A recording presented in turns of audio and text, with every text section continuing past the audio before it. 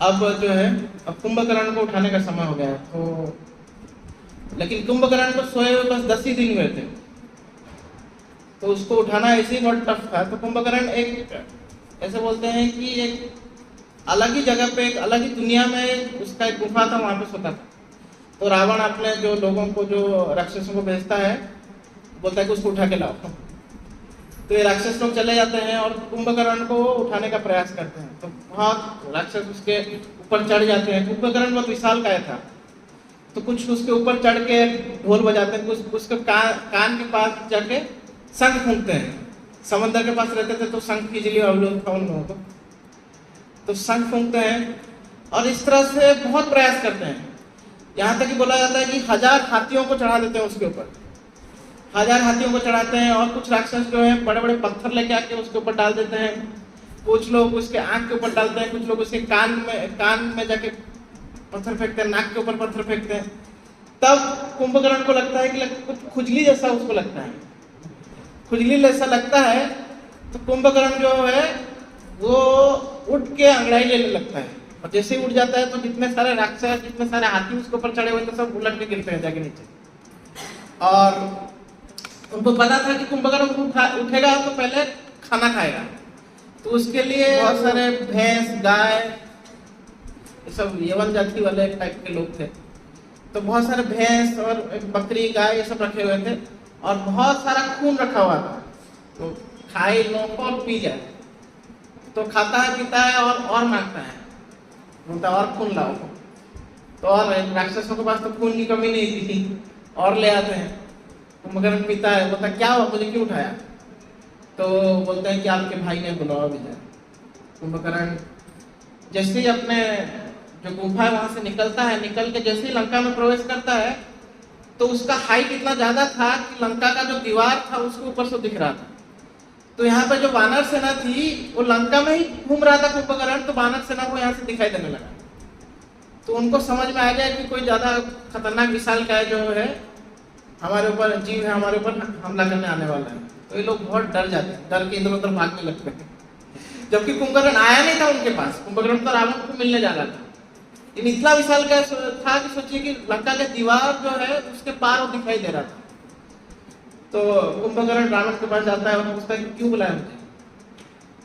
तो रावण बोलता है कि जो है, जो वानरों के साथ राम और लक्ष्मण, ये दोनों जो है आक्रमण कर चुके हैं हमारे ऊपर, तो मैं चाहता हूं कि तुम जाके उन दोनों को मारो और उनकी सेना को ध्वस्त कर दो। तो कुंभकर्ण बोलता है कि मैंने पहले से ही आपको बता के रखा था कि सीता का अपहरण करना आपके लिए गलत कार्य था और आपको उनको लौटा देना चाहिए था। तो बोलता है कि रावण बोलता है कि अभी ये वो सब बात चर्चा करने का कोई टाइम नहीं है, तुम्हें जो चीज के लिए उठाया गया वो काम करो। और रावण का एक मंत्री था, उनका भाई भी था, हाफ ब्रदर, सगा भाई तो नहीं लेकिन शायद माँ दूसरी थी। तो वो जो है वो बोलता है कि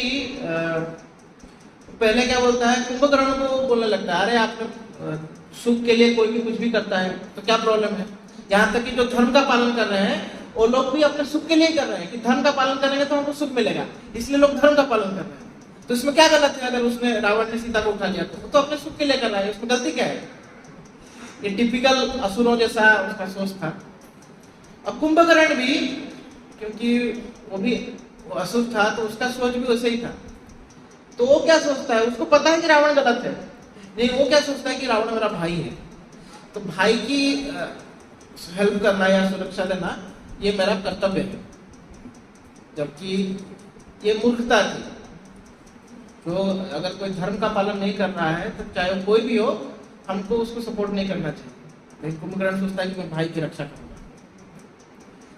तो यहाँ तक कि कुछ लोग हैं जो बोलते हैं कि विभीषण से कुंभकर्ण ज्यादा अच्छा था। कुछ मूर्ख लोग ऐसे भी हैं कि भाई को रक्षा किया, और विभीषण को क्या बोलते हैं, घर का वेदी लंका धारे।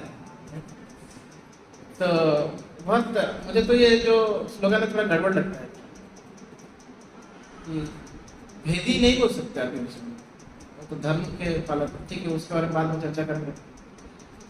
तो कुंभकर्ण बोलता है ठीक है, फिर भी आप मेरे भाई हो और आपकी रक्षा करना मेरा कर्तव्य है, तो मैं अभी जाऊंगा और राम लक्ष्मण दोनों को मार के उनका खून पी के आ जाऊंगा। तो कुंभकर्ण जो है निकल पड़ता है तो उसको जो है उसको वो दरवाजे से आने की जरूरत नहीं थी। वो लंका का जो दीवार था ना, उसके ऊपर लांग के सीधा आता है दीवार, उसको दरवाजा खोल के उससे अंदर से आएगा, उसका जरूरत नहीं था। सीधा दीवार के ऊपर से आता है, आके आक्रमण कर देता है। और क्या करता है वो, जैसे जैसे कुंभकर्ण चलता जाता है वैसे ही वो बानर लोग सब भागने लगते हैं। कुछ बानर जो है गुफा में छुप जाते हैं, कुछ पेड़ के ऊपर चढ़ जाते हैं, कुछ बानर जो है समंदर में कूद जाते हैं और पानी के अंदर चले जाते हैं बचने के लिए। लेकिन सुग्रीव और अंगद ये लोग बोलते हैं कि कायर की तरह मत भागो, अपने बानर सेना को जगाने का प्रयास करते हैं। तो कुछ लोग जो है जोश लेके आगे बढ़ते हैं, और जैसे आगे बढ़ते हैं तो कुंभकर्ण क्या करता है, अपने हाथ से वैसे कुछ बानरों को उठाता है और लेके पटक देता है, वहीं पे वो सपाट हो जाते हैं। तो फिर और जैसे ही वो आगे बढ़ते जाता है तो ऐसे लग रहा था कि जैसे एक जो आग है, जैसे सूखी लकड़ी को जलाता है, तो वैसे ही कुंभकर्ण जो है भगवान राम की जो बानर सेना है उसको ऐसे ही मार रहा था। समझ में आ रहा है ना आपको? जैसे आग फटाक से सूखे लकड़ी को जलाते जाता है, तो वैसे ही कुंभकर्ण ऐसे ही मार रहा था। मतलब ऐसा विद इन नो टाइम वो आधा जो सेना है उनको साफ कर दिया पूरा उसने, कुंभकर्ण ने। तो जैसे ही कुंभकर्ण ऐसा करने लगा तो सुग्रीव आ जाता है और कुंभकर्ण को बोलता है कि तुम क्या बानरों को मार रहे हो, मेरे साथ युद्ध करो। कुंभकर्ण हंसने लगता है और उस सुग्रीव के साथ मतलब उसका युद्ध शुरू हो जाता है। तो सुग्रीव जो है उनको कुंभकर्ण क्या करता है, उनको एक ऐसा मुक्का मारता है कि सुग्रीव वहां पे बेहोश हो जाते हैं। और जैसे ही सुग्रीव बेहोश हो जाते हैं तो कुंभकर्ण अपने कंधे में ऐसा सुग्रीव को डाल देता है, सुग्रीव को डालता है और सोचता है कि सुग्रीव जो है मर गया तो अभी राजा ही मर गया बानरों का, तो बानर लोग अभी क्या करेंगे। तो उसको लेके फिर लंका की तरफ जाने लगता है। और जैसे ही लंका का दीवार फांकता है तो सुग्रीव को होश आ जाता है। तो देखता है कि भाई ये तो मैंने ये क्या नाम है इसका, कुंभकर्ण के कब्जे में। तो क्या करता है वो कुंभकर्ण का हाथ को पहले काट देता है, फिर उसके कान को काटता है, फिर नाक को नोच लेता है। और जब इतना सब कुछ कर देता है तो कुंभकर्ण जो है उसको दर्द से चीखता है। जैसे चीखता है तो उसका हाथ खुल जाता है और सुग्रीव जो है नीचे गिर जाता है। जैसे नीचे गिरता है सुग्रीव तुरंत जो है वहां से लंका का जो दीवार है उसको कूद जाता है, कूद के वहां से भाग जाता है। तो ये कुंभकर्ण जो है लंका के अंदर घुस चुका था, फिर से वापस आता है, फिर से बाहर आता है और फिर से बाहर आके फिर से दीवार भागता है, फिर से मारने के लिए आता है। अब जब कुंभकर्ण मारने के लिए आता है तो भगवान राम उसके सामने आ जाते हैं। और भगवान राम जो बाण से, आपको पता होगा कि जब बाली को मारने के लिए सुग्रीव जो है भगवान राम का टेस्ट ले रहा था, तो बोलता है कि ये 7 साल के पेड़ है और उनको बाली जो है एक ही साथ तोड़ सकता था। तो आपको अगर आप भी एक साथ इस 7 पेड़ को उड़ा सकते हो तो मैं मान जाऊंगा कि आप बाली को हरा सकते हो। आपको याद होगा तो सुग्रीव क्या, तो उस टाइम भगवान राम एक तीर चलाते हैं अपनी कमान से, और वो तीर जो है 7 साल पेड़ को तो काट देता है और फिर पृथ्वी के अंदर घुस जाता है, पृथ्वी को भेज देता है। पृथ्वी को भेजने के बाद फिर वापस आके भगवान राम के कमान में आ जाता है। तो भगवान राम वही सेम बाण को किसके ऊपर चलाते हैं, कुंभकर्ण के ऊपर चलाते हैं, लेकिन कुंभकर्ण को कुछ नहीं होता उसका। तो जैसे ही कुछ नहीं होता है तो फिर भगवान राम अलग अलग दिव्यास्त्र चलाते हैं, लेकिन उससे कुंभकर्ण को उसका कुछ नहीं बिगड़ता। तो फिर भगवान राम सोचते हैं कि अब क्या किया जाए। तब वो क्या करते हैं कि वायु अस्त्र को अपने धनुष पे लगाते हैं और उसको कुंभकर्ण में छोड़ते हैं। और कुंभकर्ण का हाइट कितना था पता है आप लोगों को? कुंभकर्ण जो हाइट था उसका, ऐसा रामायण में लिखा गया है कि 600 धनुष जितना उसका हाइट था और 100 धनुष जितना उसका वेट था। अब इमेजिन कर सकते हैं कि उस टाइम का धनुष, अभी का धनुष नहीं, उस टाइम का धनुष कितना बड़ा होगा। और ये कुंभकर्ण 600 धनुष जितना हाइट, मतलब कितना हाइट का होगा। तो भगवान राम जब ये वायु अस्त्र को चलाते हैं तो कुंभकर्ण का एक हाथ जो है वो कट जाता है। और जैसे ही एक हाथ कटता है तो वैसे ही कुंभकर्ण दर्द से चिल्लाने लगता है, और चिल्लाने लगता है तो उसका मुंह खोल कर राम को खाने के लिए आता है। जैसे भगवान राम को खाने के लिए आता है तो भगवान राम जो है 1000 बाण चला के उसके मुख को बाण से भर देते हैं, और उसके बाद भगवान राम जो है ब्रह्मास्त्र का आह्वान करते हैं। ब्रह्मास्त्र का आह्वान करके कुंभकर्ण की तरफ छोड़ देते हैं, और कुंभकर्ण का सिर जो है वो धड़ से अलग हो जाता है, और सिर जो है राक्षसों के ऊपर गिरता है तो उससे अनेक राक्षस मर जाते हैं, और बाद में जाके वो लंका का एक दरवाजा को ब्लॉक कर देता है। जाके इतना बड़ा सिर था कि दरवाजा ही बंद हो जाता है लंका का। और उसका जो शरीर था वो ब्रह्मास्त्र के वजह से वो शरीर जो है उड़ के आसमान में जाके समुद्र के अंदर गिर जाता है, वो समुद्र के अंदर समा जाता है। तो कुंभकर्ण का जब वध हो जाता है तो सारे राक्षस जो है वहां से भाग निकलते हैं, भाग निकल के रावण के पास जाता है, तो रावण बहुत दुखी हो जाता है कि उसका इतना शक्तिशाली भाई जिसको कोई दुनिया में हरा नहीं पाता था, इवन इंद्रचंद्र भी जिसको डरते थे, वो भगवान राम के हाथ मारा गया। तो फिर सोचता है कि अब क्या करूं। तो उसी बीच रावण के कुछ और संतान थे, उसके 4 मुख्य संतान थे, जिनका नाम था, एक का नाम था दुरंतक, एक का नाम था नरंतक, एक का नाम था त्रिशीत और एक का नाम था अधिकार। तो ये 4 वहां पे आ जाते हैं, और वहां से दुरंतक बोलता है कि आप पिताश्री आप घबराइए मत, मैं जाके राम को मार दूंगा। तो जैसे ही ऐसे बोलता है दुरंतक, तो बाकी जो उसके 3 भाई थे ये लोग बोलते हैं ठीक है हम भी तुम्हारे साथ देंगे। और रावण के 2 भाई महोदर और एक का नाम महाबस्व, ये दोनों मतलब एक टोटल 6 जन, ये 6 जन मिलके फिर से वानर सेना में आक्रमण कर देते हैं। तब ये जब आक्रमण करते हैं वानर सेना पे, तो अब क्या होता है कि जो अंगद है वो सबसे पहले जो है नरंतक उसको खत्म कर देता है, और जैसे ही अंगद नरंतक को खत्म करता है तो उसके जो बाकी 3 भाई हैं वो अंगद को मारने के लिए आ जाते हैं। वो लोग अंगद को मारने के लिए आ जाते हैं, तो इधर सुग्रीव, हनुमान, नील ये लोग आके क्या करते हैं, इन तीनों को ऊपर आक्रमण कर देते हैं। उसी समय वो महापाश और महोदर ये लोग भी आ जाते हैं। तो हनुमान जो है वो दुरंतक और त्रिशील दोनों को मार देते हैं, और बचा अतिकाय और ये महापाश और महोदर। महोदर को नील मार देता है, और महापाश को ऋषभ नाम का एक बानर जो है मार देता है। ये सबके मरने के बाद अतिकाय जो अकेला हो जाता है। अतिकाय बोलते हैं कि इतना विशालकाय था कि जब अतिकाय आता है तो उसका जो रथ होता है उसके लिए 1000 घोड़े लगते थे, तो 1000 घोड़ों वाला उसका रथ होता है। और उसका वो ऐसे दिखता था, जब अतिकाय आ रहा था तो ऐसा लग रहा था कि पर्वत आ रहा है, इंसान जैसा नहीं दिख रहा था, पर्वत आ रहा है ऐसा दिख रहा था। तो राम जो है वो विभीषण को पूछते हैं ये कौन है। विभीषण बोलते हैं कि अतिकाय है, और ये देवताओं को भी हराने का शक्ति रखता है।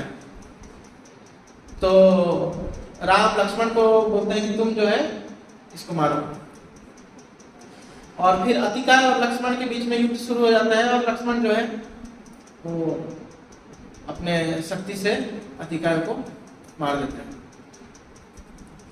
अतिकाय के मरने के बाद अब रावण पूरा हताश हो जाता है, उसके बहुत सारे बेटे और उसके बाकी असुर जो लीडर्स थे वो लोगों का मृत्यु हो गया होगा। तो रावण सोचता है कि अब जो है अब क्या करूं। तभी उसका जो सबसे बड़ा बेटा था, क्या नाम था उसका, मेघनाथ। मेघनाथ का दूसरा नाम इंद्रजीत भी था, क्योंकि मेघनाथ ने जो है इंद्र को जीता हुआ था, इंद्रजीत था और बहुत बलशाली था वो। तो इंद्रजीत वहां पे आ जाता है, बोलता है कि पिताश्री जब तक मैं जीवित हूं आपको घबराने का कोई जरूरत नहीं, मैं जो है राम लक्ष्मण को हराऊंगा। तो वो अपने पिता का आशीर्वाद देता है। तो ये असुर लोग, ऐसे तो असुर थे लेकिन इन लोग में कुछ तो क्वालिटीज थे, आजकल के असुर जैसे नहीं है। तो वो देखिए अपने पिता को आशीर्वाद प्रणाम करता है, और जैसे ही मेघनाथ युद्ध के लिए जाता है तो सबसे पहले वो अग्निदेव का आह्वान करता है। अग्निदेव का आह्वान करता है, वहां पे क्या करता है कि अग्नि प्रज्वलित, मंत्रोच्चारण से अग्नि प्रज्वलित हो जाती है। फिर सारे राक्षस जो है वो उस कुंड को घेर लेते हैं, जो अग्निकुंड है, और वहां पे मेघनाथ क्या करता है, एक बकरी को लाता है और उसका बलि चढ़ाता है, और जैसे ही बलि चढ़ाता है वहां पे अग्निदेव प्रकट हो जाते हैं और प्रकट होकर उसको आशीर्वाद देते हैं। किसको? मेघनाथ। तो कुछ तो कल्चर था, भले ही मतलब वो तमोगुणी कल्चर था, लेकिन था। अभी जो हमारा कल्चर है ये तो एकदम उससे भी गैर हो जा रहा है, कोई कल्चर ही नहीं है, कुछ भी चीजों को मानना नहीं है।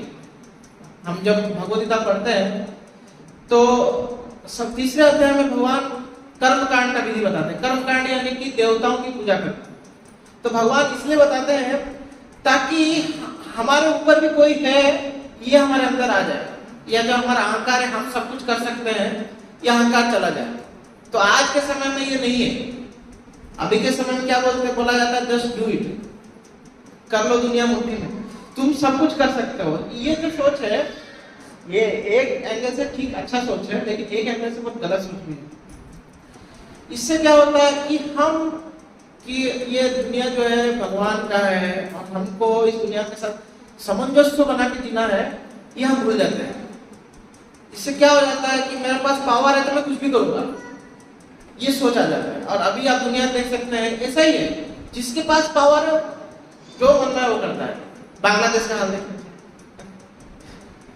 पावर है हमारे पास, हम जो मन में वो करेंगे, उसको तोड़ेंगे, उसको मारेंगे, कुछ ठिकाना नहीं है भाई। किसलिए तुम लोग भाई ये आंदोलन कर रहे हो, उसका कोई मतलब नहीं है।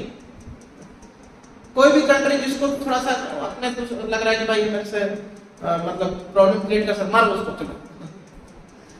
तो इस तरह से जो है ये चीज क्यों आ रहा है, क्योंकि हमको लग रहा है कि हम में सब कुछ है, हम ही कंट्रोलर है, हम ही नियंता है।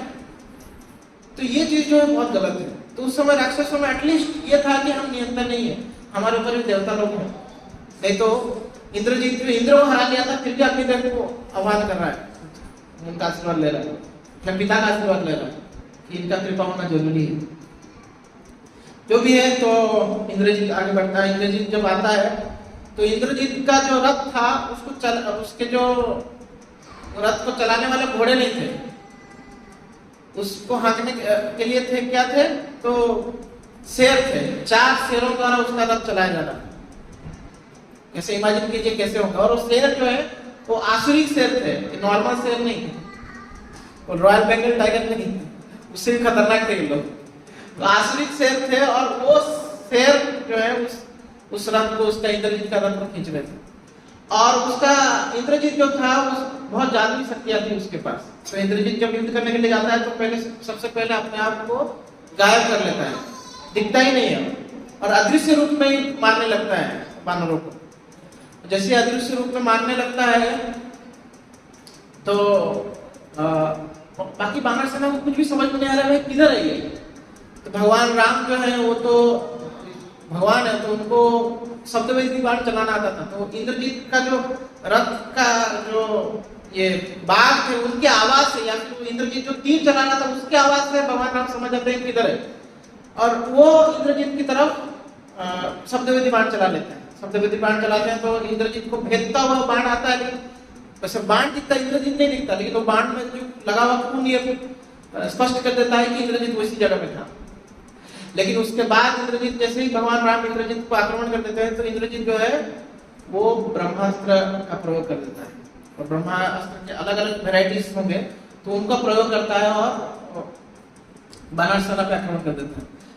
तो लक्ष्मण जो है वो भी तैयार हो जाता है कि मैं भी ब्रह्मास्त्र चला के इंद्रजीत को काउंटर अटैक करता हूँ, क्योंकि ब्रह्मास्त्र को काउंटर अटैक करने के लिए आपको पास ब्रह्मास्त्र होना चाहिए।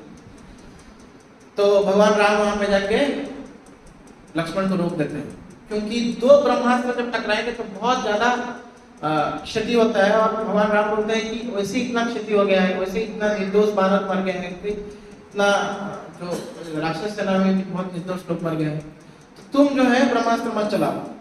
तो लक्ष्मण वहां पे रुक जाते हैं, और जैसे रुकते हैं तो इंद्रजीत तो वो तो नहीं रुकने वाला, वो ब्रह्मास्त्र चलाता है। और भगवान राम, लक्ष्मण और आदि वानर सेना के जो बड़े बड़े मुखिया थे सब घायल हो जाते हैं, और घायल होकर मूर्छित होकर गिर जाते हैं। जैसे ही भगवान राम और लक्ष्मण को मूर्छित होते हुए देखता है इंद्रजीत, तो सबको सोचता है कि ये दोनों मर गए, और वो ऐसे मर गए सोचता है, तो वो चला जाता है, वहां से चला जाता है और अपने पिता रावण को ये खुशखबरी सुनाने के लिए निकल पड़ता है। और यहाँ पे वानर सेना के कुछ ही जो सैनिक वहां बचे हुए थे, बाकी सब मर गए थे, सबको मार दिया था इंद्रजीत ने। तो विभीषण लेकिन जिंदा बचा रहता है, विभीषण बचा रहता है। और विभीषण भगवान राम के पास आता है, तो भगवान राम ऑलमोस्ट मतलब मूर्छित हुए नहीं थे, उनका थोड़ा थोड़ा होश बाकी था। तो भगवान राम विभीषण को बोलते हैं कि तुम जांबवान के पास जाओ, वही उपाय बता सकते हैं कि इस खतरे से हम कैसे बच सकें। तो विभीषण जो है एक मसाल पकड़ के ढूंढने लगता है जांबवान किधर है, और ढूंढते ढूंढते जांबवान मिल जाते हैं। तो जांबवान को भी थोड़ा बहुत होश था। तो जांबवान विभीषण को जब देखते हैं तो विभीषण उनको पूछते हैं कि भगवान राम, लक्ष्मण और आदि जो सुग्रीव, ये लोग सब मूर्छित हो गए हैं और भगवान ने मुझे बोला है कि आपका सहयोग लेने के लिए। तो जांबवान बोलते हैं क्या हनुमान मूर्छित हुआ है या वो खड़ा हुआ है? हनुमान कैसा है? तो भाग्यवश हनुमान को अटैक नहीं कर पाया था। कौन? इंद्रजीत। तो हनुमान को कुछ हुआ नहीं था। तो यहाँ पे विभीषण जो है वो बोलता है कि जांबवान को कि नहीं, हनुमान को कुछ हुआ नहीं। तो जांबवान बोलते हैं तो जल्दी मेरे पास बुलाओ, अगर हनुमान है तो सब कुछ पॉसिबल है, सब कुछ ठीक हो जाएगा। तो विभीषण जो है हनुमान को बुलाते हैं, हनुमान वहां जाते हैं जांबवान के पास। जांबवान बोलते हैं कि द्रोणगिरी नाम का एक पर्वत है कैलाश पर्वत के पास, और हिमालय में वो स्थित है। तुम जल्दी जाओ, उस पर्वत में जो है गंधर्व लोग जो है बहुत सारे औषधि गुण वाले पौधे उगाए हैं, उसमें से 4 जो है मुख्य हैं। तो उनका नाम क्या क्या है? तो बोलते हैं कि एक है संजीव करणी। ये संजीव करणी जो है कोई भी व्यक्ति मृत्यु के कगार पर क्यों ना हो उसको जीवित कर सकता है। और दूसरा है विशल्य करणी। विशल्य करणी जो है कि कोई भी व्यक्ति जिसके अंदर कितना भी उसमें खून मतलब बह रहा हो तो खून को तुरंत रोक देगा और घाव को सुखा देगा। तीसरा है संधनी और चौथा है सुवर्णकर्णी। ये संधनी सुवर्णकर्णी ये क्या है? ये दोनों को जब जोड़ के शरीर पे लगाया जाए तो जो भी हड्डी टूटा हुआ है वो वापस जुड़ जाएगा। तो संजीव करणी क्या करेगा? संजीव करणी जो मरने के कगार पे है, ऑलमोस्ट मरने ही वाला है, उसको जिंदा कर देगा। और दूसरा क्या है? दूसरा विशल्य करणी। विशल्य करणी क्या करेगा? जो खून बह रहे हैं या जो घाव है उसको ठीक कर देगा। तीसरा है संधनी और चौथा है सुवर्णकर्णी। संधनी और सुवर्णकर्णी क्या करते हैं? ये दोनों को अगर जोड़ के लगाया जाएगा तो शरीर के जितने टूटे हुए हड्डी हैं वो जुड़ जाएंगे। तो हनुमान जो है तुरंत मलयगिरी पर्वत पर चढ़ जाते हैं और खुद का जो काया है उसको विस्तार करके एक पर्वत समान हो जाते हैं और वहां से कूद जाते हैं। कूद के वो तुरंत ही कुछ ही क्षण में ही वो पहुंच जाते हैं। कहाँ? वो हिमालय में पहुंच जाते हैं। हिमालय में पहुंच जाते हैं और द्रोणगिरी पर्वत को भी देख लेते हैं, लेकिन उस पर्वत में इतने सारे औषधि लगे हुए थे कि कौन सा ये 4 औषधि कौन से उनको समझ में नहीं आता है। तो वहां पे वो हिमालय देवता को पूजा करते हैं, बोलते हैं कि भगवान राम और लक्ष्मण जो है वो खतरे में है, आप जो है मुझे उपाय बताइए कि ये 4 जो औषधि है कौन कौन से हैं।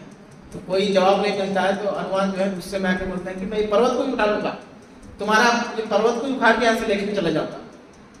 तो हनुमान जो है उखाड़ लेते हैं पर्वत को और अपने सिर पे धारण करके वहां से चले जाते हैं और तुरंत ही वापस लंका में पहुंच जाते हैं। लंका में पहुंच जाते हैं और वहां पे विभीषण जो है अपनी तांत्रिक शक्ति से वो पता कर लेते हैं कि ये 4 औषधि कौन कौन से हैं और 4 औषधियों को ले आते हैं और सबसे पहले भगवान राम और लक्ष्मण में लगाते हैं। और जैसे भगवान राम और लक्ष्मण में लगाते हैं दोनों जग जाते हैं। वो दोनों जगने के बाद में सुसेन, वो वानर के वैद्य थे, तो वो आ जाते हैं और सुसेन जो है बाकी वानरों को जगा देते हैं। वो क्या करते हैं? एक साथ ही सबको घोट लेते हैं और उसका जो सुगंध से बाकी सब वानर जग जाते हैं। तो आप लोग बोलेंगे कि वानरों के साथ साथ असुर लोग भी वहां पड़े होंगे ना, तो लोग भी जग गए होंगे। लेकिन प्रॉब्लम क्या था कि रावण जो है वो ये सोचता था कि अगर असुर लोग को मृत पड़ा हुआ वानर लोग देखेंगे तो उनका जोश बढ़ जाएगा, तो जो भी असुर मरेगा उसको लेके समुद्र में फेंक दो, उसका आदेश था। तो जो भी असुर मरता था तो युद्ध खत्म होने के बाद ये असुर सेना जो है बाकी असुर जो मर गए थे उनको लेके समुद्र में फेंक देते थे। तो उस जो युद्ध स्थल था वहां पे केवल वानर ही पड़े हुए थे, असुर एक भी नहीं पड़ा हुआ था। तो सारे वानर जग जाते हैं, और जग जाते हैं, और जैसे ही जगते हैं तो सुग्रीव आदि जो है भगवान राम के पास आते हैं, तो बोलते हैं कि अब क्या किया जाए। और सुग्रीव सोचते हैं कि बोलते हैं भगवान राम को कि अभी चलिए हम लोग जो है लंका पे आक्रमण कर देते हैं। क्यों? क्योंकि ये इंद्रजीत जो है ये भी छल का प्रयोग कर रहा है, ये बहुत सारे जो है मायावी शक्तियों का प्रयोग कर रहा है, तो इसको ऐसे हराना बहुत मुश्किल है। हम रात के समय में ही लंका पे आक्रमण कर देंगे। और यहाँ पे रावण, इंद्रजीत, ये लोग तो मस्ती में थे, भाई मर गया राम और सब खत्म हो गया युद्ध। तो ये लोग जब मस्ती में थे तो रावण भी ना चैन का नींद सो रहा था। तो उस समय में ये सारे वानर सेना जो है पत्थर, जो पेड़ पौधे उनका जो हाथ में आया उसको उखाड़ के चल जाते हैं और लंका पे आक्रमण कर देते हैं। लंका के अलग अलग जगहों को जला डालते हैं। जैसे ही ये सब उथल पुथल मचने लगता है तो सारे राक्षस इधर उधर भागने लगते हैं, क्योंकि अभी तो आनंद का समय था, तो लोग तो मदिरा वदिरा पिए होंगे। यहाँ तक बोला जाता है कि कुंभकर्ण के बारे में बोला जाता है, कुंभकर्ण जब जगता है ना तो उसको खून जब दिया जाता है तो उसके साथ मदिरा भी दिया जाता है, लेकिन वो उसको बोलता है कि नहीं ये वाला नहीं, उसका एक स्पेशल मदिरा था जो बहुत दुर्गंध मारता था, ऐसा लिखा गया है। मतलब कि बहुत दुर्गंध वाला मदिरा पीता था वो। तो ये तो असुर लोग हैं, लोग मदिरा वदिरा पी के अपना सो रहे थे, और जैसे ही अचानक से आक्रमण हो जाता है तो लोग मतलब उसके लिए तैयार नहीं थे, तो इधर उधर भागने लगते हैं। तो उसी समय क्या होता है, रावण जग जाता है, बोलता है क्या हो गया भाई। तो कोई आके खबर देता है कि राम लक्ष्मण जिसे आप मृत समझ रहे थे, दोनों जो है किसी तरह से जीवित हो गए हैं, और उनकी वानर सेना भी जीवित हो गई है, और वो लोग लंका पे आक्रमण करते हैं, लंका के अंदर, शहर के अंदर घुस गए। तो रावण फिर से इंद्रजीत को भेजता है, और इंद्रजीत से पहले कुंभकर्ण के दो बेटे, एक का नाम था कुंभ, एक का नाम था निकुंभ, वो लोगों को भेजता है, क्योंकि इंद्रजीत को तैयार होने के लिए समय लगता है, तो इन दोनों को पहले भेजता है। तो कुंभ निकुंभ जो है, ये कुंभ जो था स्पेशली वो ये क्या बोलते हैं उसको, आर्चरी में उसका बहुत अच्छा मतलब शक्ति था। आर्चरी मतलब तीरंदाज होता है, तीर चलाने में माहिर था। तो वो कुंभ जाता है और तीर चला के सारे वानर सेना के जो लीडर्स थे उनको घायल कर देता है। तो सबसे पहले अंगद आता है, अंगद जो है कुंभ के साथ लड़ने का प्रयास करता है, अंगद को घायल करके फेंक देता है। उसके बाद उसके दो चाचा अंगद के, सुग्रीव तो एक चाचा था, और दो चाचा थे, एक था मयंद और एक था दुविधर, ये दोनों दो भाई थे। उसके क्या बोल सकते हैं, सुग्रीव के कजिन ब्रदर्स थे। तो ये दोनों भी आ जाते हैं, इन दोनों को भी कुंभ हरा देता है। सुग्रीव पीछे से देखने लगता है कि भाई कुंभ के हाथ में जब तक ये तीर रहेगा, उसका जो धनुष रहेगा, तब तक उसको हरा नहीं सकता है। तो सुग्रीव क्या करता है, सुग्रीव सामने में आ जाता है। तो सुग्रीव सामने में आता है तो कुंभ उसके ऊपर भी तीर चलने लगता है, लेकिन सुग्रीव क्या करता है, जैसे होके कूद के जाके उसका जो कुंभ था उसके धनुष को पकड़ लेता है, धनुष को पकड़ के उसको तोड़ देता है। तब तक सुग्रीव घायल हो गया था, लेकिन धनुष को तोड़ देता है, तब कुंभ जो है नेता हो जाता है। तो सुग्रीव फिर से पीछे हट जाता है और फिर से बुलाता है उसको, कुंभ को, आप चल देखते हैं तेरे में कितना बल है। तो कुंभ भी निहत्ता जब आ जाता है तो सुग्रीव सबसे पहले क्या करता है, कुंभ को पकड़ता है, गोल गोल घुमा के उसको फेंकता है। इतना जोर से फेंकता है कि कुंभ जो है वो समंदर के सीधा तलहटी पे जाके गिरता है, सीधा समंदर के अंदर घुस जाता है, उसका तलहटी में गिर जाता है, गिर के बेहोश हो जाता है। फिर कुछ देर बाद जब होश आता है तो वहां से निकल के फिर से आ जाता है सुग्रीव को आक्रमण करने। तो आप इसको इमेजिन कीजिए कि लोग कैसे युद्ध करते थे।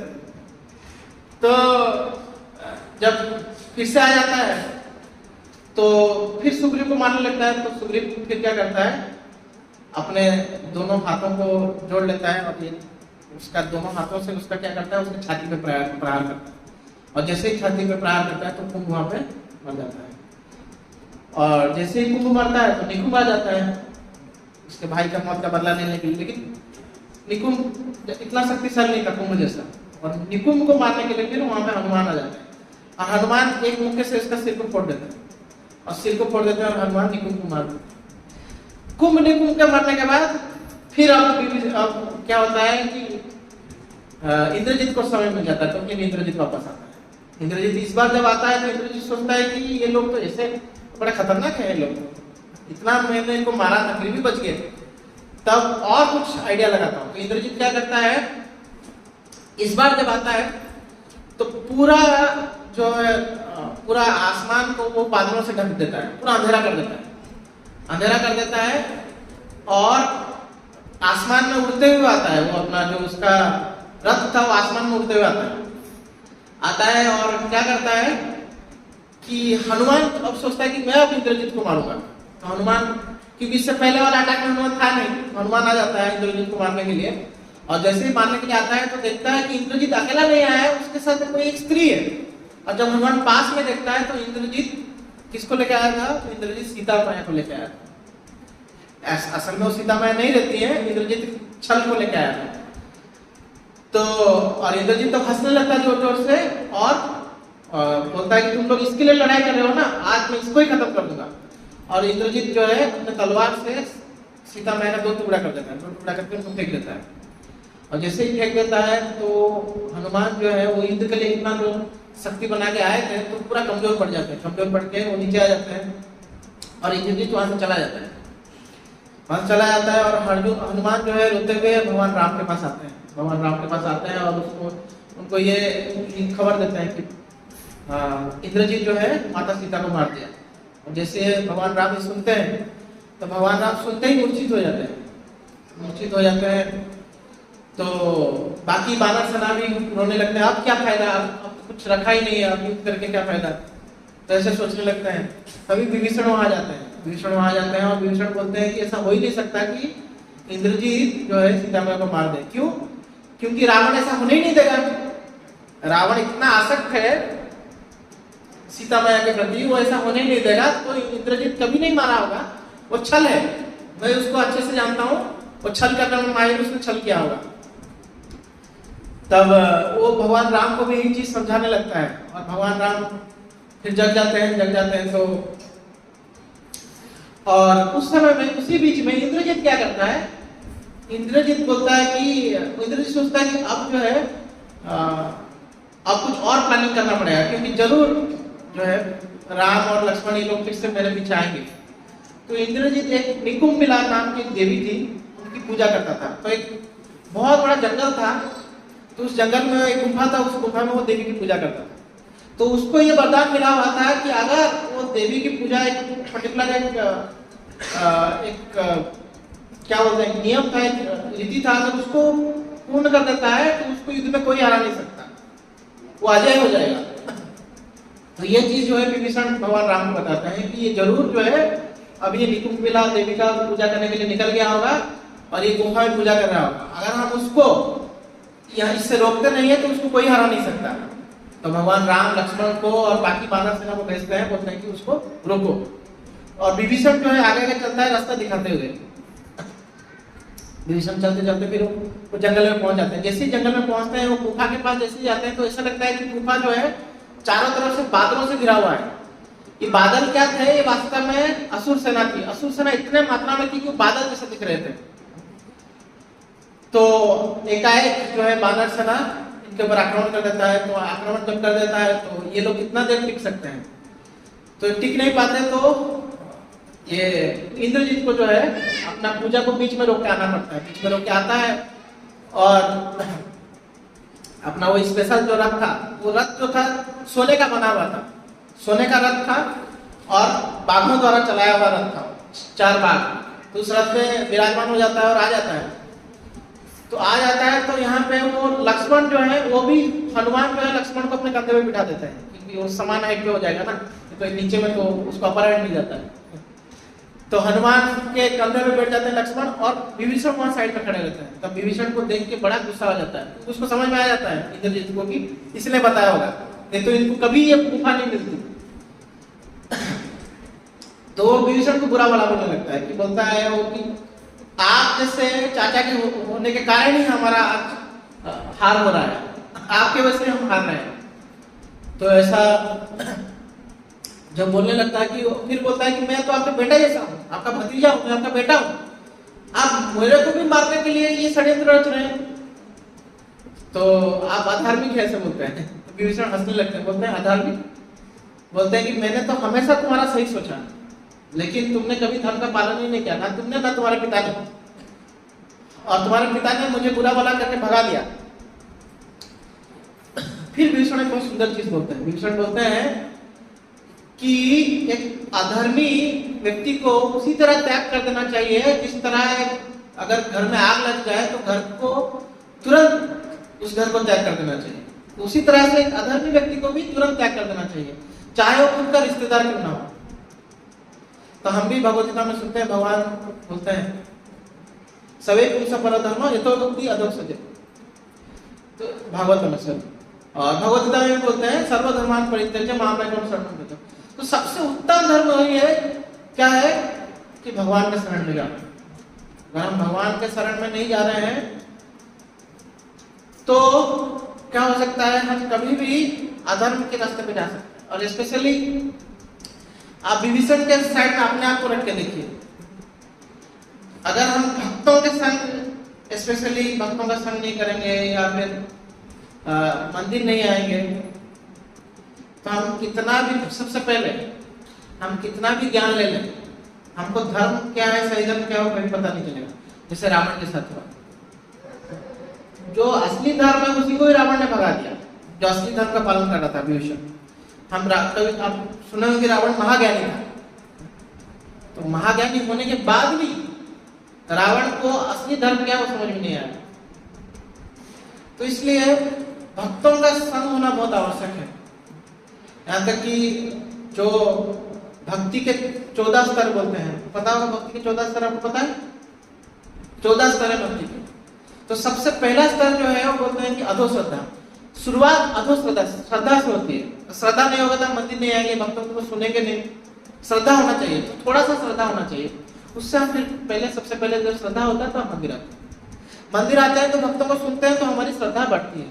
तो सबसे पहले अधोश्रद्धा, उसके बाद साधु संग, भक्तों का संग करते हैं। श्रद्धा है तो मंदिर आएंगे, भक्तों का संग होता है। उसके बाद क्या है, भजन क्रिया। भजन क्रिया, भक्तों का संग होता है तो भक्त बोलते हैं जप कीजिए, सुनिए, लेक्चर सुनिए और जप कीजिए, सेवा कीजिए।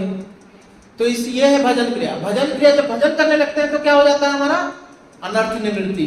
हमारे अंदर जो अनर्थ है, 6 प्रकार के जो अनर्थ है, क्या क्या है, काम क्रोध लोभ मोह मद मत्सर्य, ये 6 प्रकार के अनर्थ धीरे धीरे घटने लगते हैं। जैसे ही 6 प्रकार के अनर्थ घटने लगते हैं तो होता है, उसके बाद आता है निष्ठा। तो हम भक्ति में दृढ़ हो जाते हैं, चाहे कुछ भी हो जाए जीवन में, भक्ति से दूर नहीं जाते। निष्ठा के ऊपर है रुचि, मतलब हमको अच्छा लगने लगता है, भक्ति में जो कार्य है हमको अच्छा लगने लगता है।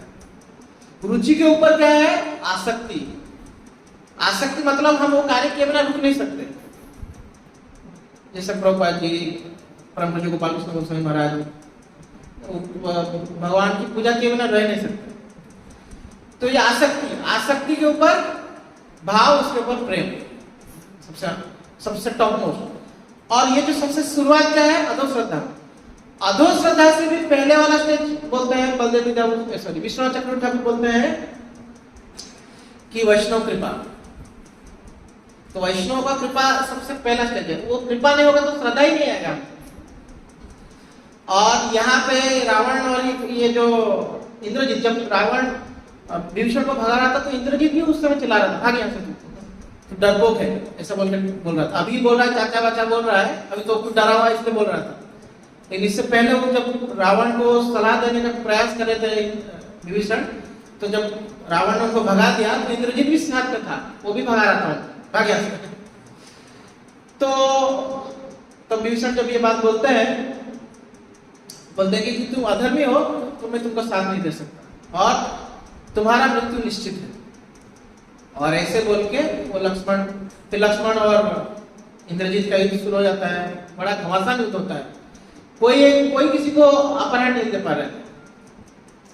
फिर धीरे धीरे क्या है, लक्ष्मण जो है वो जीतने लगते हैं। वो सबसे पहले क्या करते हैं, उनके जो 4 ये थे शेर थे उनको मार देते हैं, उसको जो रथ को चला रहे थे, चारों शेरों को मार देते हैं। और शेर को मारने के बाद ये जो बानर सेना थी वो 4 शेर के ऊपर कूद जाते हैं, उसको कूट के उनको पूरा सपाट कर देते हैं और नामों निशान मिटा देते हैं उनका।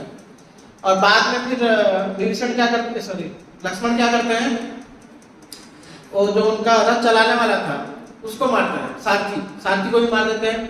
फिर इंद्रजीत जो है वो राक्षसों को बोलता है कि तुम लोग जो है लक्ष्मण को उलझा के रखो, मैं जाके आता हूँ, और तुरंत चला जाता है, फिर वापस आता है, फिर और एक रथ लेके वापस आता है। इस बार घोड़े वाले रथ है, उसके जो शेर वाला रथ वो टूट चुका था, तो घोड़ा वाला रथ लेके आता है और फिर से लक्ष्मण के साथ युद्ध करने लगता है। लक्ष्मण के साथ युद्ध करने लगता है तो लक्ष्मण फिर क्या करते हैं, लक्ष्मण जो है, हाँ, लक्ष्मण को तो विभीषण बोलते हैं कि आप याद कीजिए, आपको भगवान राम ने भगवान इंद्र द्वारा दिया गया एक बाण दिया था, तो आप उस बाण को चलाइए, तभी इसका मृत्यु हो जाएगा। तो लक्ष्मण उस बाण का आह्वान करते हैं, और आह्वान करके जैसे ही जो है आह्वान करके उसको चलाते हैं, वो बाण जाके क्या करता है, इंद्रजीत के सिर को काट के उसको अलग कर देता है। इंद्रजीत का जैसे ही मृत्यु होता है, सारा असुर सेना जो फिर से भागने लगता है, इधर उधर भागने लगता है, और वो लोग जाके रावण के पास पहुंच जाते हैं। और रावण को ये खबर देते हैं कि आपका जो बड़ा बेटा है मारा जा चुका है। रावण बेहोश हो जाता है, क्योंकि इस चीज को बर्दाश्त नहीं कर पाता, बेहोश हो जाता है, और जब उसको होश आता है तो रोने लगता है, तो सोचता है कि अब मैं मंदोदरी को क्या आपको दिखाऊंगा, और बहुत रोने लगता है। और इस समय वो बोलता है कि मैंने विभीषण को भगा के गलती किया, विभीषण जो बोल रहा था वो सही बोल रहा था, ऐसा सोचता है। तो अभी भी उसके पास समय था, लेकिन वो सोचता है क्योंकि ये लोग बहुत अहंकार, जो आसुरी प्रवृत्ति के लोग होते हैं उनका अंदर अहंकार बहुत होता है, फिर भी वो हार नहीं मानता। वो समझ गया कि भाई मैं गलती किया हूँ, विभीषण सही था, फिर भी वो हारने का वो सोचता है मैं नहीं, ऐसा नहीं होगा, मैं जाके आओ सीता को खत्म कर दूंगा। सीता को खत्म, जैसे ही सीता को मारूंगा तो सारा युद्ध खत्म, सब कुछ खत्म। तब जाकर राम को जब मारे, जो करे चलेगा, सीता को जाकर मार। सीता को मारने के लिए जाता है, जैसे ही मारने के लिए जाता है तो उनका एक जो मंत्री होता है उनको रोक देता है, बोलता है ये अब क्या करने जाते हैं, आप उस स्त्री को मारेंगे, आपके जैसा इतना बड़ा शक्तिशाली अगर उस स्त्री को मारेगा लोग आपको थू करेंगे, आप ये मत कीजिए, आप जाइए और सीता को छोड़ दीजिए। तो आप घबराइए मत, हम आपके साथ हैं, आप फिर से आक्रमण कीजिए राम लक्ष्मण और वानर सेना के ऊपर। तो रावण अब स्वयं सोचता है कि अब मैं स्वयं आक्रमण करूंगा। तो रावण जो है पूरा तैयारी के साथ आता है। तो रावण के रथ के बारे में बताया गया है कि उसका रथ जो है सुनहरा सोने का ही बना हुआ था, और उसका इतना बड़ा रथ का गुंबद था कि उसको लगभग 1000 खंबे जो है उस गुंबज को वो समाये रखे हुए थे। उसका जो सारा भार था गुंबज का, वो 1000 जो खंबे हैं उससे वो रखा हुआ था। तो सोचे रथ कितना बड़ा होगा, इस रथ में 1000 खंबे हैं तो रथ कितना बड़ा होगा। और रावण जब आ रहा था तो सूर्य जो है वो ढक गए, सूरज जो है ढक जाते हैं, इतना विशाल था उसका रथ। और सूरज ढक जाता है, ऐसे लगता है कि अंधेरा हो गया। जब सुबह के टाइम में रावण आया रहता है तो पूरा अंधेरा लगता है। तो वानर सेना जो रावण को देखते हैं, सब रावण को देख के डर जाते हैं, और रावण जो है पूरी शक्ति के साथ जो है वानर सेना पे आक्रमण कर देता है। तो आक्रमण कर देता है तो बहुत सारे वानर जो योद्धाओं को घायल कर देता है, और उसी में वो लक्ष्मण को भी घायल कर देता है। और जैसे ही लक्ष्मण को घायल करता है तो भगवान राम जो है वो सामने आ जाते हैं, रावण के सारे घोड़ों को मार देते हैं, उसके रथ को तोड़ देते हैं, उसके सारथी को मार देते हैं, और मार के रावण को छोड़ देते हैं। रावण को तब तक शाम हो गया था, और भगवान राम जो है वो तो मर्यादा पुरुषोत्तम है, तो रावण नियंता हो गया था। तो भगवान राम सोचते हैं कि इसको मारना सही है, और रावण को बोलते हैं कि अभी तुम्हारे पास समय है, तुम जो है अब जाके सोचो, तुम बहुत थक गए हो, अब जाओ और कल आना। एक्चुअली भगवान समय अब नहीं बोलते, उसको इतना ही बोलते हैं कि तुम जाओ और कल आना, थक गए हो। तो भगवान राम वास्तव में उनको सब थोड़ा सा और टाइम देते हैं, भाई तू अब तो मेरे शरण में आ जा। तो ये वास्तव में भगवान की क्या बोल सकते हैं, भगवान की अनुकंपा है कि वो एक और लास्ट मौका देना चाहते थे रावण। तो रावण जो है वो जाता तो है, लेकिन जाने के बाद और गुस्सा हो जाता है। वो सोचता है कि क्योंकि उसको हरा दिया भगवान ने और मारा नहीं, तो हार से बड़ा विचलित हो जाता है और सोचता है कि कल तो मैं छोड़ूंगा नहीं। तो वो उसको क्या करना चाहता है, उसको भगवान राम को सरेंडर होना चाहता है, लेकिन उल्टा और वो गुस्सा होकर दूसरे दिन आता है। दूसरे दिन आता है तो तब तक क्या लक्ष्मण ये जो वादी बानर घायल हुए थे, तो उनको फिर से वही सेम जो 4 औषधि थे उनसे उनको फिर से ठीक कर दिया जाता है, फिर स्वरूप ठीक हो जाते हैं, ठीक हो जाते हैं। तो फिर से नेक्स्ट दिन रावण आता है, और इस बार जब रावण आता है तो भगवान राम जो है उसको फिर से आक्रमण कर देते हैं। आक्रमण करते हैं तो रावण जो है पूरा अपने 20 भुजाओं और 10 तीर के साथ प्रकट हो जाता है। भगवान राम उसके भुजाओं को काट देते हैं, उसके 10 सिर ऊपर काट देते हैं, फिर से वापस आ जाते हैं, 10 के 10 सिर फिर से आज इट इज वापस रीजनरेट हो जाते हैं, और उसके 20 भुजाएं भी फिर से आ जाते हैं। तो रावण भगवान राम कितने बार वो उनके सिर को काटते हैं, उतने बार वो सिर वापस आ जाते हैं। तो ये रावण का सिर वापस आना भी हमारे कुछ आचार्य लोग ऐसे बोलते हैं कि वो क्या दर्शाता है, तो हमारे काम वासनाओं का वापस आना दर्शाता है। तो काम वासना या हमारी बुरी आदतें, क्योंकि कभी बार हम भक्ति में भी आते हैं तो कई बार फिर से हमारी बुरी आदत अचानक से आ जाता है, हमको पता नहीं चलता है ये तो मैं कब तक छोड़ दिया था, या फिर से कैसे आ गया ये कुछ हमको मतलब पहले का कुछ आदत था जो हम बहुत सालों से छोड़ दिए थे, फिर से कई बार प्रकट हो जाता है। तो ये 10 सिर का वापस आना वही दर्शाता है। तब क्या होता है, तब विभीषण भगवान राम को बोलते हैं कि ये जो रावण है इसका जो इसको ब्रह्मा जी ने आशीर्वाद दिया है कि इसको ऐसे इसके सिर जो है जितने बार कटेंगे उतने बार वापस आएंगे, तो इस तरह से आप उसको मार नहीं सकते। उसके जो जीवन है उसके हृदय में है, उसके हृदय में जो है अमृत है, और जब तक वो अमृत को फोड़ा नहीं जाता तब तक ये मरेगा नहीं रावण, वापस वो अमृत से वो जिंदा हो जाएगा। तो भगवान राम जो है, और उस समय हाँ और एक घटना घटती है, भगवान राम की मदद करने के लिए इंद्र जो है अपना सारथी और अपने रथ को भेजते हैं। तो उनका सारथी का नाम था माताली। माताली और जो इंद्र का रथ था उसके ऊपर भगवान राम सवार होकर उसको मारने लगते हैं रावण को। तो माताली जो है रावण के जो बाण से भगवान राम को बचाता हुआ, वो फिर भगवान राम को बोलता है कि याद कीजिए कि आपको अगस्त मुनि ने एक मंत्र दिया था, अभी समय आ गया है कि आपको उस मंत्र को आह्वान करने, और उन्होंने आपको एक बाण भी दिया था, तो उस बाण को आप उस मंत्र को आह्वान कीजिए और उस बाण को आह्वान कीजिए, और उस बाण से फिर आप रावण को मारिए। रावण को कहाँ मारना है ये किसने बताया? विभीषण ने बताया। और किस चीज से मारना है ये माताली ने बताया। भगवान राम को तुरंत आ जाता है। तो अगस्त मुनि ने उनको एक मंत्र दिया था जिसका नाम था आदित्य हृदय। ये आदित्य हृदय मंत्र जो था ये बहुत शक्तिशाली मंत्र था। इससे क्या हो जाएगा कि आप फिर से आपके अंदर एक नया मतलब सारे देवताओं का शक्ति आ जाएगा। तो भगवान राम उस मंत्र को आह्वान करते हैं तो सारा देवताओं का शक्ति उनके अंदर, वैसे ही तो भगवान विष्णु है वैसे, फिर भी क्योंकि वो मानव रूप में है तो वो ये मंत्र का आह्वान करते हैं और उस तीर का भी आह्वान करते हैं। तो वो तीर जो था वो स्पेशल तीर था। तीर किससे बना हुआ था? तो तीर जो है खम से बना हुआ था। खम यानी कि इंग्लिश में खम को क्या बोलते हैं? इथर बोलते हैं। इथर यानी कि खाली जो स्पेस, जिसमें स्पेस समझते हैं, तो उससे बना हुआ था। और उसका वेट, उसका वजन कितना था उस बाण का? उस बाण का वजन बोलते हैं कि मेरू पर्वत इतना था। और उसके पिछले भाग में उसके जो बाण के पीछे में फीदर्स होते हैं उसमें अग्निदेव विराजमान थे, बीच में वायुदेव विराजमान थे और उसके सामने सूर्यदेव विराजमान थे। और फिर भगवान राम जो है उस तीर में ब्रह्मास्त्र का आह्वान करते हैं।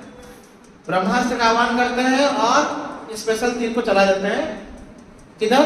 रावण के हृदय की तरफ। और फिर वो रावण का हृदय को भेद देता है और रावण वहीं पे मर जाता है। ये रावण को हृदय को भेजना भी हमारे लिए एक सीख है कि हम जो है कभी कभार ये रावण का जो सिर का प्रकट होना ये क्या है? हमारी बुरी आदतें हैं। तो कभी कभार हम अपनी बुरी आदतों को ज्यादा देखते हैं और जो चीज को देखना चाहिए उस चीज को भूल जाते हैं। वो क्या है? किसको देखना चाहिए? तो हमारी भक्ति को देखना, भक्ति जो हमारे नियम है उसके ऊपर ज्यादा जोर देना चाहिए। तो भक्ति के नियम क्या है? भक्ति के क्या नियम है? 4 हमारे प्रमुख जो हम लोग इस्कॉन में स्पेशली शुरुआत में बोलते हैं क्या? ABCD। एक और एसोसिएशन, भक्तों का संघ। दूसरा बी से क्या है, बुक्स, शास्त्रों का अध्ययन, शास्त्रों का नियमित अध्ययन। तीसरा क्या है, जप, चैंटिंग, जप। और चौथा है डाइट, प्रसाद। तो हम इस चीज को ज्यादा नहीं देख के हम किस चीज को देखते हैं कि हमारे इतने अनर्थ है, हम जा क्यों नहीं रहा, ये बुरे आदमी जा क्यों नहीं रहा। जब तक भगवान राम रावण के सिर को और उसके हाथों को मार रहे थे तब तक रावण मर नहीं रहा था। जब उन्होंने हृदय को मारा तब जाके रावण मरा। तो रावण का हृदय जो है हमारी, ये क्या है, ये जो हमारे जो डूज है भक्ति के, जो 4 चीजें स्पेशली, सबसे पहले आता है भक्तों का संग। तो ये 4 चीजों को जैसे जैसे हम बढ़ाते जाएंगे वैसे ही हमारे बुरे आदत तो जाते रहेंगे। लेकिन हम बुरे आदतों को प्रयास करेंगे, भाई चला जाए, अपने बल से नहीं जाने वाला, और हम फ्रस्ट्रेट हो जाएंगे और एक दिन वो भक्ति से बेकार। तो उससे ज्यादा इंपॉर्टेंट है हम अपने डूज, जो भक्ति के जो नियम है उनको पालन करें। वही चीज मतलब भगवान हमारे हृदय में जो भगवान बसते हैं परमात्मा के रूप में, उनके तरफ अपने मन को केंद्रित करें। तो भगवान राम के ये द्वारा ये तीर चलाए जाने पर जब रावण हृदय को भेज देता है तो उसी समय रावण जो है चीखता हुआ वहां पे गिर जाता है। रावण की चीख को सुन के ही आधे जो राक्षस है वहां पे गिर जाते हैं, इतना जोर से उसका चीख था, और रावण वहां पे मर जाता है। जैसे ही रावण मरता है तो विभीषण वहां पे आके रावण के जब मृत शरीर को देखते हैं तो उनको रोना आ जाता है, और वो बोलते हैं कि मैंने आपको कितना समझाने का प्रयास किया लेकिन आप समझे नहीं, और इस कारण से आज आप जो है यहाँ मृत पड़े हुए हैं। उसी समय रावण की जो पत्नियां थी, उनकी जो पट रानी, सबसे मुख्य रानी जो थी कौन थी, मंदोदरी और बाकी रानियां, वो लोग भी वहां पे आ जाते हैं। वो लोग भी रावण को देख के फूट के रोने लगते हैं। वहां पे मंदोदरी बोलती है कि आपको मारने वाला कोई साधारण मनुष्य नहीं हो सकता, ये राम जरूर विष्णु है, विष्णु के अलावा आपको कोई मार नहीं सकता। और मंदोदरी वहां पे रोते रोते भगवान राम को भी प्रणाम करते हैं। और बाद में लास्ट में क्या होता है कि भगवान राम विष्णु को बोलते हैं कि आप जो है इसको मुखाग्नि दो, क्योंकि रावण का कोई बचा नहीं था, सब तुम्हारे जाने के थे, केवल भीषण बचा था उनके रिश्ते में। भीषण बाद में फिर बाकी सब वहां पे राक्षस सेना के बाकी मंत्री लोग जो बचे कुछ जो थे, जो अच्छे लोग थे वो लोग बच गए थे, वो लोग आ जाते हैं, और बाकी ब्राह्मण लोग भी आ जाते हैं। वो लोग भी मंत्रोच्चारण करने लगते हैं, और वो मंत्रोच्चारण के साथ विभीषण जो है रावण को मुखाग्नि कर देता है, और वहीं पे रावण का शरीर जो है वो जल के राख हो जाता है। तो वहीं पे रावण का मृत्यु, रावण की मृत्यु के साथ साथ हमारा रावण का जो आखिरी सेशन था यहाँ पे एंड होता है। तो हम जो है नेक्स्ट सेशन जो है हम लोगों का 3 दिन का, जैसे मैंने पहले भी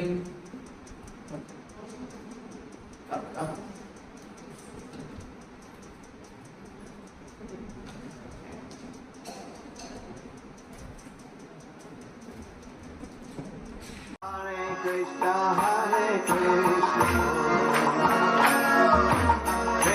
Krishna Hare Hare